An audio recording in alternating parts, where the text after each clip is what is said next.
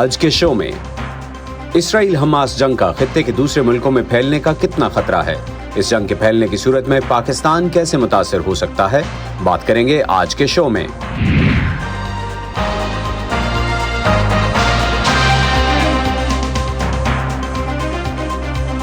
Voice of امریکہ کے Washington studio سے آپ دیکھ رہے ہیں پروگرام ویو 360۔ میں ہوں محمد عاطف، ویلکم ٹو دی شو۔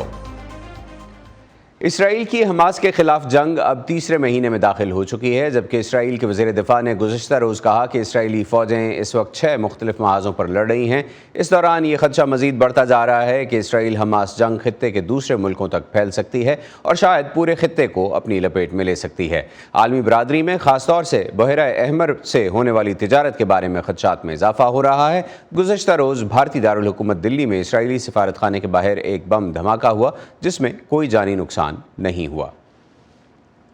امریکہ کے مطابق ایرانی حمایت یافتہ گروہوں نے امریکہ اور اس کے اتحادیوں کے خلاف شام اور عراق میں حملوں میں اضافہ کر دیا ہے، جس کی وجہ اسرائیل کے لیے امریکی حمایت بتائی جا رہی ہے۔ اس کے جواب میں پیر کے روز امریکی افواج نے عراق میں ایرانی حمایت یافتہ ملیشیا اور خطیب حزب اللہ نامی گروہ کے ٹھکانوں کو نشانہ بنایا۔ امریکی وزیر دفاع لوئڈ آسٹن کے مطابق یہ حملہ اربل ایئر بیس پر ہونے والے ڈرون حملے کے جواب میں کیا گیا، جس میں 3 امریکی فوجی زخمی ہوئے۔ منگل کو بھارتی بحریہ نے اپنے 3 اسٹیلتھ گائیڈڈ جنگی جہاز بحیرہ عرب میں تعینات کر دیے ہیں۔ بھارت کی وزارت دفاع کے مطابق یہ اقدام حالیہ دنوں میں تجارتی جہازوں پر ہونے والے حملوں کو دیکھتے ہوئے کیا گیا ہے۔ امریکی فوج کے مطابق ہفتے کے روز بحیرہ عرب میں ایک اسرائیلی کیمیکل ٹینکر پر ڈرون حملہ کیا گیا تھا، جسے ایران سے اڑایا گیا تھا، جبکہ ایران نے اس الزام کو مسترد کرتے ہوئے اسے بے بنیاد قرار دیا ہے۔ اس سے پہلے پیر کے روز ایرانی سرکاری میڈیا کے مطابق اسرائیل نے دمشق کے سیدہ زینب علاقے میں فضائی حملہ کر کے ایک اعلیٰ ایرانی فوجی افسر سید رضی موسوی کو ہلاک کر دیا، جو شام میں ایرانی پاسداران انقلاب کے مشیر تھے۔ یہ کارروائی ایک ایسے وقت میں ہوئی جب پہلے ہی لبنان کی سرحد پر حزب اللہ اور اسرائیلی فوج کے درمیان جھڑپیں جاری ہیں، جبکہ ایران نے خبردار کیا تھا کہ اسرائیل کو بریگیڈیئر جنرل رضی موسوی کی ہلاکت کی قیمت چکانی ہوگی۔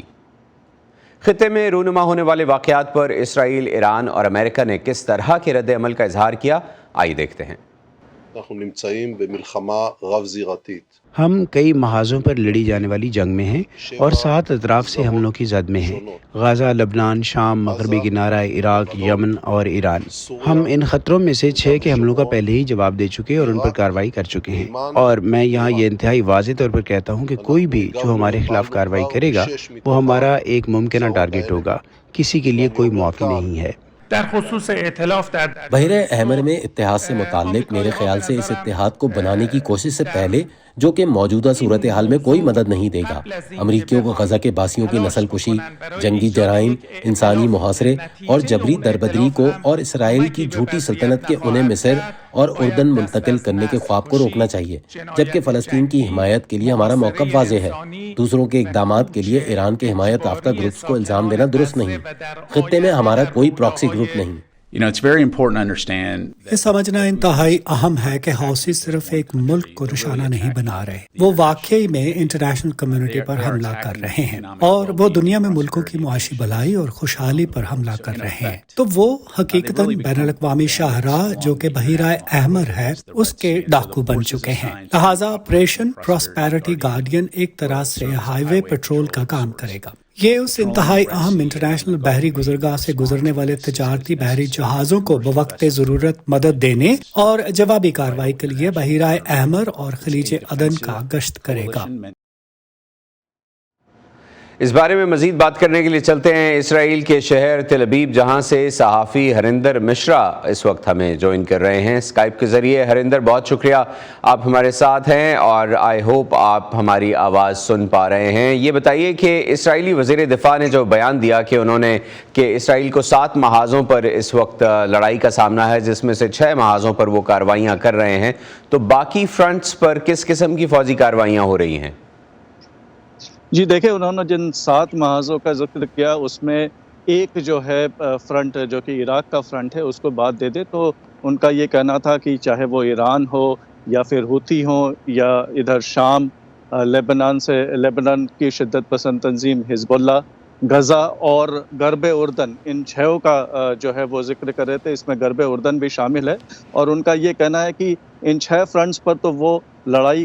اسرائیلی فوج جو لڑائی کر ہی رہی ہے، لیکن ساتھ ہی ساتھ باقی بھی مغرب کے ملکوں اور ان کے جو سب سے خاص الائی ہیں امریکہ، اس کے ساتھ مل کر کے وہ عالمی سطح پر بھی جس طرح سے ابھی جنگ چھڑی ہوئی ہے، اس میں بھی ایک طرح کا ایک فرنٹ بنتا ہوا نظر آ رہا ہے، اور وہ اسرائیل جو ہے وہاں سے بھی جو اس کے اوپر حملے ہو رہے ہیں اس کے اوپر کارروائی کر رہا ہے، جوابی کارروائی کر رہا ہے۔ ہمیں معلوم ہے کہ یمن سے حوثی اور لبنان سے حزب اللہ اسرائیل کے خلاف حملے کر رہے ہیں،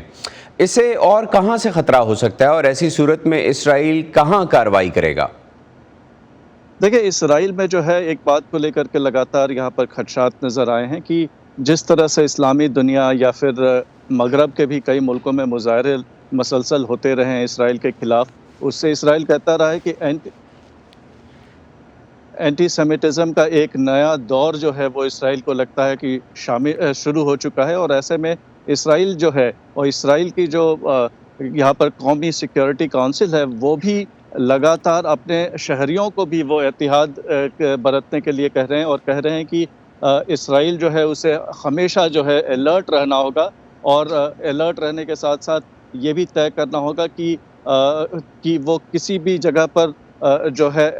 ایسے سچویشن میں نہ پڑ جائے جہاں پر سے وہ باہر نہ نکل پائے۔ دوسری طرف وہ مسلسل پوری عالمی دنیا سے، عالمی برادری سے وہ یہ بھی اس کے طرف سے التجا کی جا رہی ہے کہ جو اس کی لڑائی ہے وہ جسٹ ہے، وہ دکھانے کی کوشش کر رہا ہے۔ حالانکہ جس طرح کی ہلاکتیں ہوئی ہیں غزہ میں، اور ابھی کہا جا رہا ہے کہ گزشتہ 24 گھنٹے کے دوران جو ہے یہاں پر 241 فلسطینی مارے گئے ہیں، جس میں کہ زیادہ تر خواتین اور بچے ہیں، تو ایسے میں ایک جو سینٹیمنٹ ہے وہ اسرائیل کے خلاف بنتا ہوا نظر آ رہا ہے، اور اس کو لے کر کے اسرائیل جو ہے وہ کافی پریشان بھی نظر آ رہا ہے۔ ہریندر، کیا اسرائیلی عوام اس لڑائی کے پھیلنے کے بارے میں ان میں کوئی تشویش پائی جاتی ہے، اور اگر ایسا ہوتا ہے تو کیا اسرائیل ایک ملٹی فرنٹ لڑائی سسٹین کر سکے گا؟ دیکھیں، اسرائیل میں بھی کافی اندرونی جو ہے اختلافات نظر آ رہے ہیں۔ یہاں پر جو یرغمال ہیں غزہ میں، ان کے خاندان کے جو لوگ ہیں ان کو بھی یہاں پر کافی حمایت ملی ہوئی ہے۔ اسرائیلی آبادی جو ہے ان کے ساتھ بھی ایک بڑی آبادی جو ہے وہ کھڑی ہے، اور وہ ان کے طرف سے مسلسل یہ کہا جا رہا ہے کہ جنگ بندی ضروری ہے، اور صرف سفارتی کوششوں کے تحت جو ہے یرغمالوں کو چھڑوایا جا سکتا ہے۔ وہیں پر ایک دوسرا خیمہ ہے جو کہ اس میں وہ لوگ بھی جڑ گئے ہیں جن کے جو فوجی مارے گئے ہیں، ان کے خاندان کے لوگ بھی جڑ گئے، اور ان کا کہنا ہے کہ انہوں نے ایسے ہی جو ہے شہادت نہیں دی ہے، اور ان کے جو بچے ہیں وہ لڑائی جو لڑ رہے ہیں وہ اسرائیل کی حفاظت کے لیے لڑ رہے ہیں، اور اسرائیل جن مقاصد کو لے کر کے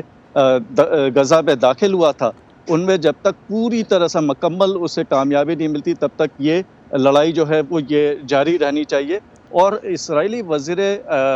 وزیر اعظم جو ہیں بنجامن نتنیاہو، جن پر کافی دونوں ہی خیموں کا دباؤ ہے، دراصل وہ اس کا فائدہ اٹھاتے ہوئے ان کی کوشش یہ ہے کہ وہ کیسے اپنی حکومت کو بچائے رکھیں، اور وہ دونوں کو ایک دوسرے کے خلاف جو ہے استعمال کرتے ہوئے نظر آ رہے ہیں۔ ہاں، یہاں پر جیسا آپ نے کہا، یہاں دونوں ہی طرح کی باتیں جو ہیں وہ دیکھنے کو مل رہی ہیں۔ یہاں پر لوگ مظاہرے اس بات کے لیے کر رہے ہیں کہ سفارتی کوششیں شروع کی جائیں جس سے یرغمالوں کو چھڑوایا جا سکے۔ دوسری طرف جو ہے لوگ یہ کہہ رہے ہیں کہ نہیں، یہ جنگ جو ہے وہ جائز ہے اور بالکل جاری رہنی چاہیے۔ ہریندر، اگر لڑائی بڑھ جاتی ہے اور حزب اللہ اور اسرائیل کے درمیان ایک براہ راست اور بڑے پیمانے کی لڑائی کا آغاز ہو جاتا ہے تو اس کے بارے میں وہاں اسرائیل میں کیا رائے پائی جاتی ہے، اور اگر ایسا ہوتا ہے تو اس کے کیا ہم اثرات دیکھیں گے مزید خطے کے اوپر؟ دیکھیں، پہلی بات تو یہ ہے کہ جو حزب اللہ جو ہے وہ مسلح طور پر کافی زیادہ مضبوط ہے حماس اور باقی شدت پسند تنظیموں سے، اور یہ جو ہے اسرائیل میں بھی اس بات کی پوری طرح سے ایک ریئلائزیشن ہے، وہ اس کو مانتا ہے۔ لیکن دوسری طرف اسرائیل سے مسلسل یہ بات کہی جا رہی ہے کہ وہ دو فرنٹس پہ لڑائی نہیں لڑنا چاہتا ہے، لیکن وہ پوری طرح سے تیار ہے کہ اگر حزب اللہ جو ہے وہ حملہ کرتا ہے تو اسرائیل کی طرف سے بھی لگاتار یہ دھمکی دی جا رہی ہے کہ وہ لبنان کو بھی غزہ میں تبدیل کر سکتا ہے، اور ساتھ ہی ساتھ لیکن اسرائیل کی طرف سے ایک اور بھی کوشش ہے کہ لبنان میں صرف انہی علاقوں پہ اسرائیل جو ہے وہ جوابی کارروائی کر رہا ہے یا حملے کر رہا ہے جو کہ حزب اللہ سے جڑے ہوئے ٹھکانے ہیں۔ اور آپ کو یہ بھی بتا دوں کہ ایک واقعہ ایسا بھی ہوا تھا جبکہ لبنان کی جو قومی فوج ہے اس کے اوپر حملہ ہوا تھا اور کسی ایک فوجی کی ہلاکت ہوئی تھی. اس کے بعد اسرائیل نے معافی بھی مانگی تھی. تو اسرائیل جو ہے وہ لبنان میں اپنی لڑائی کو حزب اللہ تک محدود رکھنا چاہتا ہے، اور ابھی تک دونوں فریق جو ہیں لگ بھگ ایسا نظر آ رہا ہے کہ وہ لڑائی کو ایک خاص حصے میں جو ہے وہ محدود رکھنا چاہتے ہیں. اسرائیل کے کچھ شمالی جو علاقے ہیں وہیں پر حزب اللہ کے صرف حملے ہوئے ہیں، اور اسرائیل کے بھی جو حملے ہیں وہ بالکل بارڈر کے قریب کے جو سارے علاقے ہیں وہاں پر جو حزب اللہ کے ٹھکانے ہیں وہیں تک ابھی تک محدود رہے ہیں. جیسے آپ نے کہا کہ حزب اللہ کے ساتھ چھوٹی موٹی جھڑپیں تو جاری ہیں، لیکن اسرائیل نہیں چاہتا کہ حزب اللہ کے ساتھ ایک فل سکیل لڑائی جو ہے وہ شروع ہو جائے. اور اگر واپس آئیں غزہ کی طرف، تو غزہ میں اب جیسے ہم نے دیکھا کہ پہلے نارتھ کو خالی کروایا گیا، اور اب ساؤتھ میں چونکہ ایک فل سکیل آپریشن جاری ہے اور اس کی زمینی فوجیں بھی وہاں کارروائی کر رہی ہیں. اور جیسے آپ نے بتایا کہ آج کے حملوں میں 241 فلسطینی ہلاک ہو چکے ہیں، اور اسرائیلی حکومت ہو یا اسرائیلی پرائم منسٹر ہوں وہ بار بار یہ کہہ رہے ہیں کہ یہ لڑائی جلد ختم ہونے والی نہیں ہے، جبکہ جو اسرائیل کے پارٹنرز ہیں اور باقی دنیا ہے وہ یہ کہہ رہی ہے کہ اس لڑائی کو جلد از جلد ختم ہونا چاہیے. تو کیا یہ پریشر اسرائیلی حکومت پہ نظر آتا ہے کہ دنیا اب اس لڑائی کو فوراً ختم کرنا چاہتی ہے، لیکن اسرائیلی حکومت یہ کہہ رہی ہے کہ نہیں، وہ اپنے آپریشنز جاری رکھے گی؟ کیا کوئی پریشر نہیں ہے، یا اسرائیلی حکومت ایک سطحی بیان ایک سطح پر دے رہی ہے کہ نہیں، وہ ایسا نہیں کرنا چاہتی، لیکن پریشر ہے؟ دیکھیں،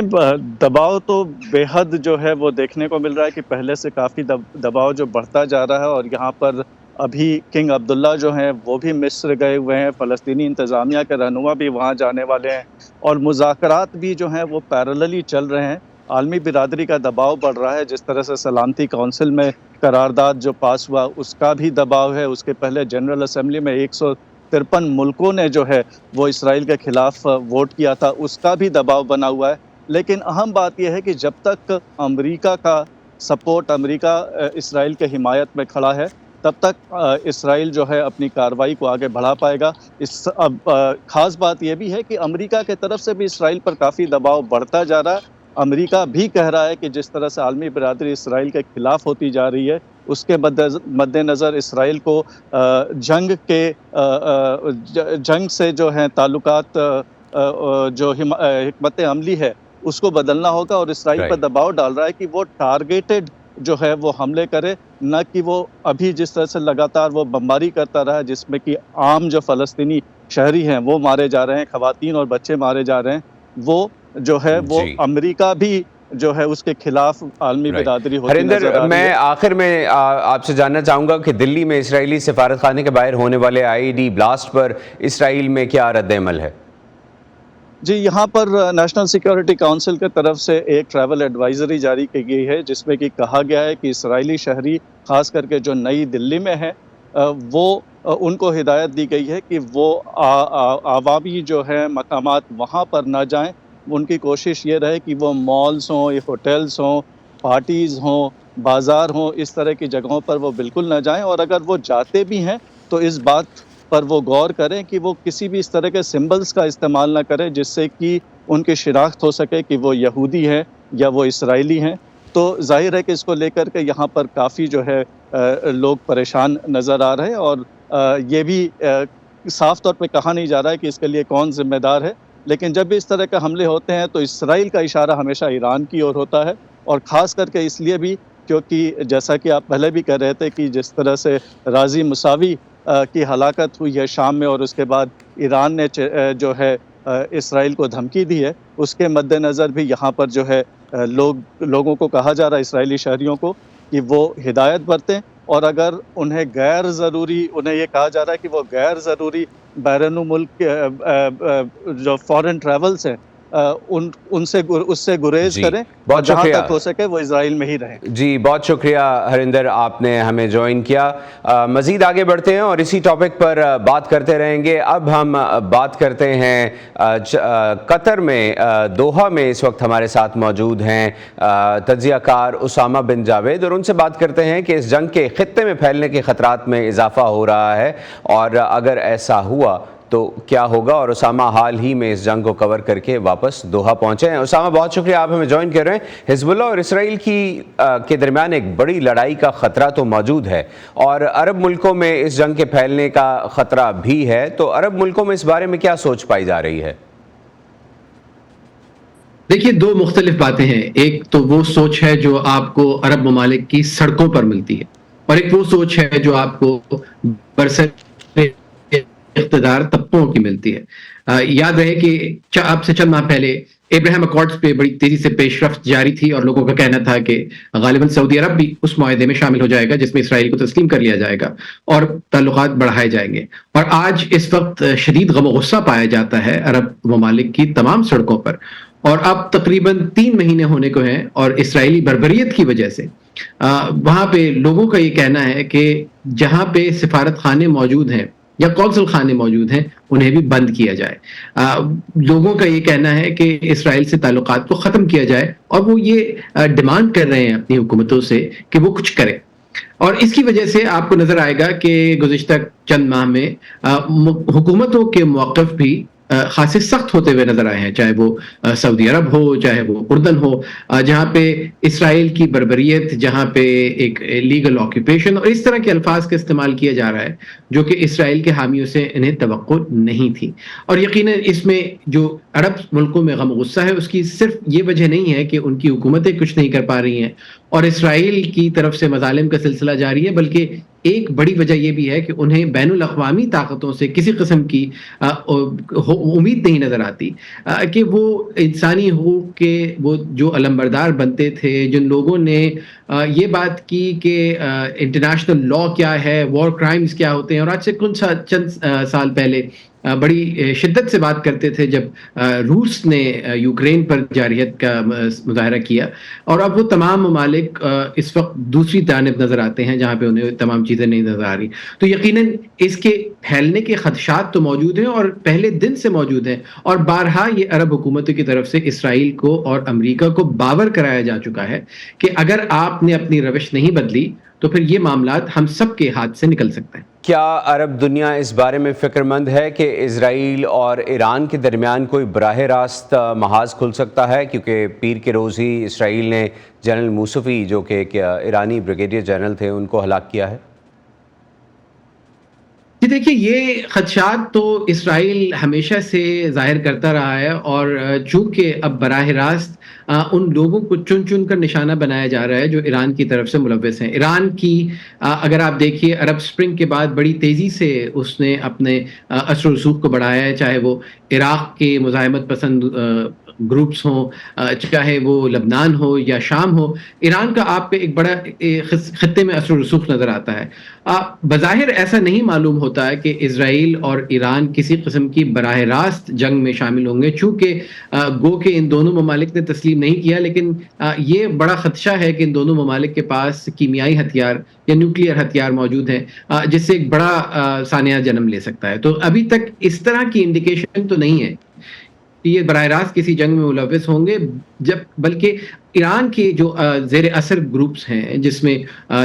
یمن کے حوثی ہیں، وہاں پہ لبنان میں حزب اللہ ہے، شام میں مختلف تنظیمیں ہیں، عراق میں مختلف تنظیمیں ہیں، اور آپ یہ دیکھیے کہ ان کی طرف سے بارہا نہ صرف اسرائیل کی طرف میزائل داغے گئے ہیں بلکہ امریکی تنصیبات جو اس خطے میں موجود ہیں ان کو بھی نشانہ بنایا جا رہا ہے۔ جی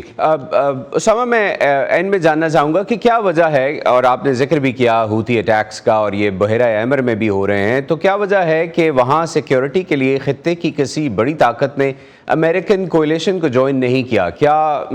عرب ملکوں کو اس راہداری کے ذریعے ہونے والی معاشی سرگرمیوں کے متاثر ہونے سے کوئی بڑا خطرہ نہیں ہے؟ جی دیکھیے، خطرہ تو یقیناً موجود ہے۔ اس خطرے کے سب سے بڑا براہ راست اثر جو ہے وہ تیل کی عالمی قیمتوں پر پڑے گا، خطے میں نقل و حمل پہ پڑے گا، اور جو بڑی بڑی کمپنیاں ہیں انہوں نے بحیرہ احمر کے اس المندب اسٹریٹ کو استعمال کرنے سے معذوری ظاہر کی ہے۔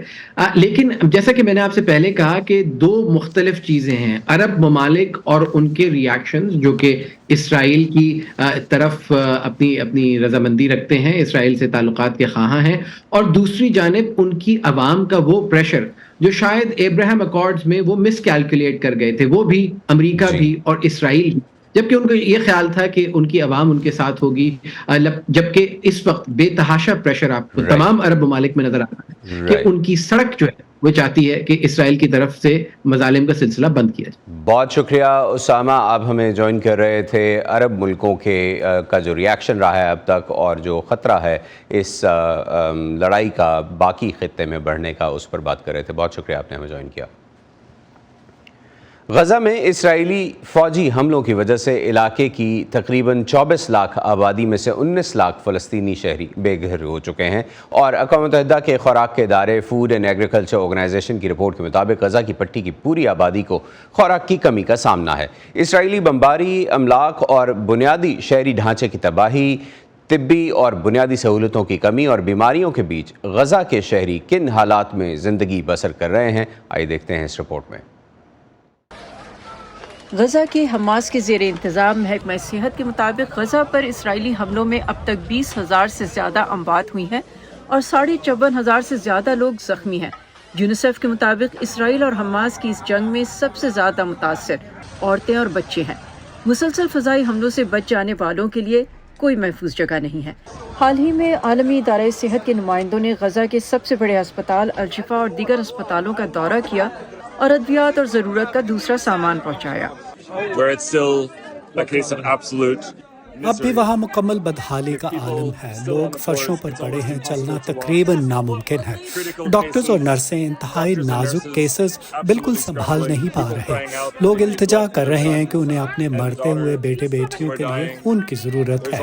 یہ چھوٹی سی طبی ٹیم اتنے بہت سے لوگوں کی مدد کے لیے کچھ بھی نہیں کر سکتی، مکمل افراتفری ہے۔ ادھر بچوں کے فلاح و بہبود کے عالمی ادارے یونیسیف کے مطابق اب تک 15,000 فلسطینی بچے ہلاک ہو چکے ہیں، اور جو بچ گئے ہیں ان کے لیے خوراک، پانی، پناہ گاہ اور بیماریوں اور صحت کی سہولتوں کی کمی ان کی زندگیوں کو خطرے میں ڈال رہی ہے۔ 10 سالہ نسیم مہرہ کو گردے کی بیماری کے باعث ہفتے میں 4 روز ڈائلسس کی ضرورت پڑتی ہے۔ تاہم جنگ کے آغاز کے بعد سے نہ صرف اس کا علاج متاثر ہوا ہے بلکہ اب اس کے باپ کو بھی اسرائیلی فوج نے گرفتار کر لیا ہے۔ انہوں نے ہمیں بیٹھنے کو کہا اور پھر چلنے کو، ہم چلنے لگے اور تھک گئے۔ پھر انہوں نے میرے ابا کو گرفتار کر لیا اور لوگ مجھے یہاں لے آئے۔ ہفتے میں 4 دن ڈائلسس کی بجائے اب میری صرف 2 دن اور 2 گھنٹے ڈائلسس ہو رہی ہے۔ میں چاہتا ہوں کہ جنگ بندی ہو تاکہ ہم اپنے گھروں کو واپس جا سکیں اور میں اپنے معمول کی زندگی کی جانب لوٹ سکوں۔ عالمی تنظیم ڈاکٹرز وداؤٹ بارڈرز کی غزہ سے لوٹنے والی ایک ڈاکٹر نے NPR کو بتایا کہ 1 اور 2 سال تک کے بچوں کے بازو اور ٹانگیں کاٹنی پڑ رہی ہیں۔ بہت سے بچے زندگی بھر کے لیے معذور ہو چکے ہیں، یتیم ہیں اور کوئی جگہ نہیں جہاں وہ پناہ لے سکے۔ جنگ کے نتیجے میں غزہ کا وسیع علاقہ کھنڈرات میں تبدیل ہو چکا ہے اور اس کے 24 لاکھ افراد کو پانی، خوراک، ایندھن اور ادویات کی شدید قلت کا سامنا ہے، جبکہ عالمی ادارہ صحت غزہ تک پہنچنے والی امداد کو انتہائی ناکافی قرار دے رہا ہے۔ 30 سے 40 افراد والے خاندان کو روزانہ کم از کم 40-50 لیٹر پانی کی ضرورت ہوتی ہے، اور فاصلے کی وجہ سے اسے حاصل کرنا مشکل ہے۔ یہ اذیت ناک ہے کیونکہ بے گھر ہونے والے لوگوں کی آمد جاری ہے۔ ادھر اسرائیل نے منگل کے روز بھی غزہ میں کئی مقامات کو نشانہ بنایا اور اسرائیلی فوج کے سربراہ نے کہا ہے کہ یہ آپریشن کئی ماہ تک جاری رہ سکتا ہے۔ Saba Shah Khan, Voice of America, Washington. اسی پر ختم کرتے ہیں آج کا ویو 360۔ اسٹے سیف اور پاکستان اور خطے سمیت دنیا بھر کی اہم خبروں اور دلچسپ معلومات کے لیے آئیے ہماری ویب سائٹ urduvoa.com پر۔ یہ سارا کانٹینٹ آپ کو ملے گا ہمارے سوشل میڈیا پلیٹ فارمز پر بھی، facebook.com/VOA اردو، یوٹیوب پر ہمارا چینل ہے VOA اردو کے نام سے، اور ایکس اور انسٹاگرام پر ہمارا ہینڈل ہے @VOA اردو۔ اب تک کے لیے اتنا ہی۔ آج کے شو سے محمد عاطف کو اجازت دیجیے، خدا حافظ۔